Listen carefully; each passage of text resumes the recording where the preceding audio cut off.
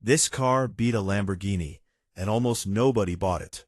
Not because it was slow, not because it was ugly, and definitely not because it was cheap, but because people didn't understand it until it was too late. A drag strip, late 90s America.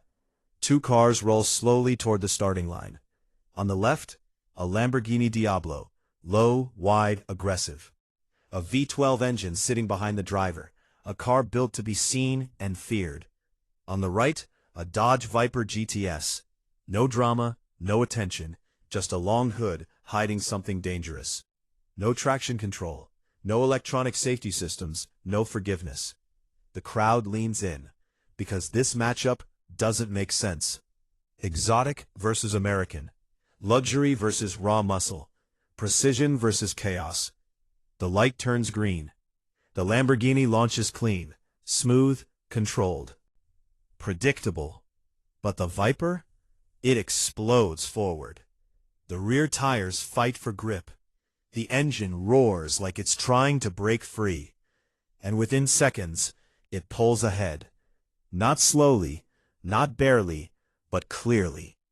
A car that cost half as much just beat one of the most iconic supercars in the world.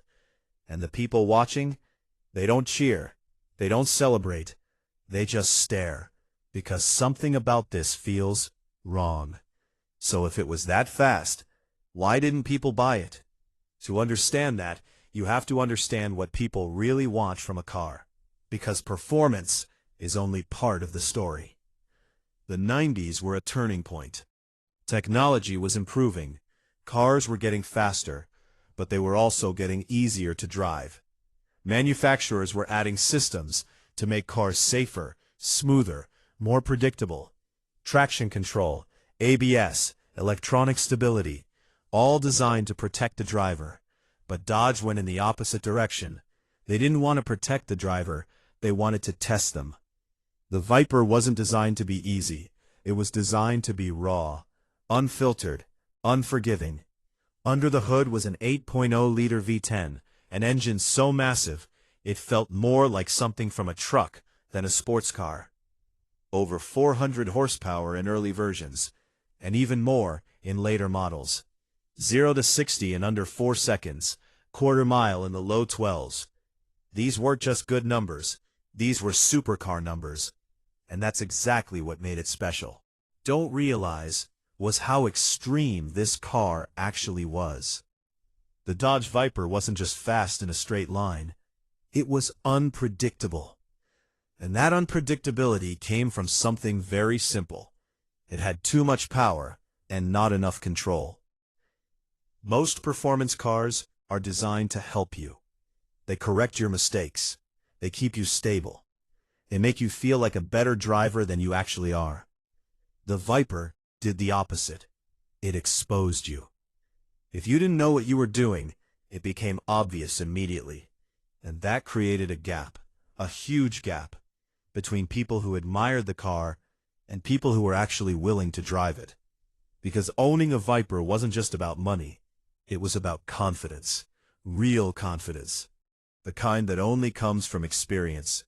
And most buyers didn't have that. So they chose something safer, something easier, something predictable. And that's where the Viper started losing. Not on the track, but in the showroom. Because when you compare numbers, the Viper made sense. But when you compare feelings, it didn't. And buying a car is an emotional decision. People don't just buy what's faster.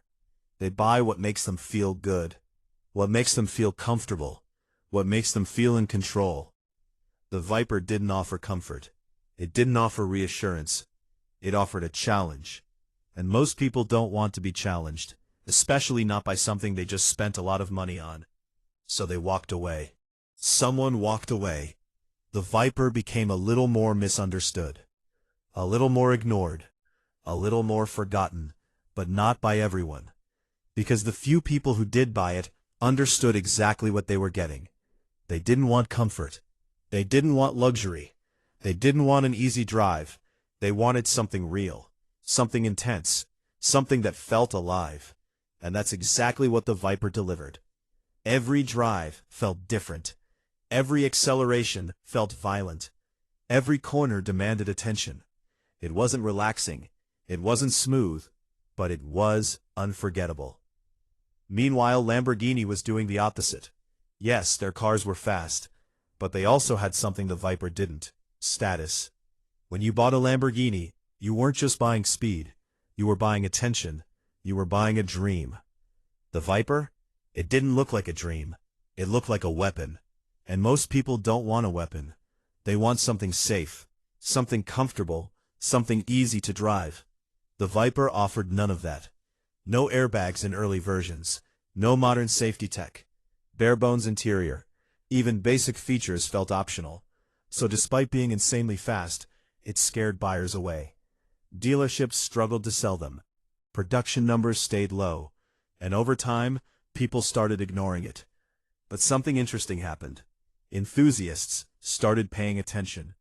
Because they realized something most people missed. The Viper wasn't flawed. It was pure. In a world where cars were becoming more controlled, more digital, more artificial, the Viper stayed raw. It gave you full control, full responsibility, and full reward. And that's when its story started to change. The same car people avoided became something collectors wanted. Prices started climbing. Demand increased. And suddenly, the car nobody bought became the car everyone wanted. Because now, people understood. It wasn't flawed. It was honest. And that honesty is rare. The Lamborghini it once raced against, it still holds prestige, still turns heads, still feels special. But the story people remember is different, because one car followed expectations, and the other ignored them completely. The Viper didn't try to impress. It didn't try to fit in. It didn't try to be liked. And maybe that's why almost nobody bought it. But in the end, that's exactly what made it legendary. Because the cars people understand are often forgotten, but the ones they don't become legends. And the Dodge Viper? It didn't just beat a Lamborghini. It proved that being misunderstood can sometimes be your greatest strength. So the next time you see a car that nobody wants, don't ignore it too quickly, because you might be looking at the next legend before anyone else realizes it. And by the time they do, it might already be too late. If you enjoyed this story, make sure to subscribe, because there are more cars out there, hidden in plain sight, waiting to be rediscovered.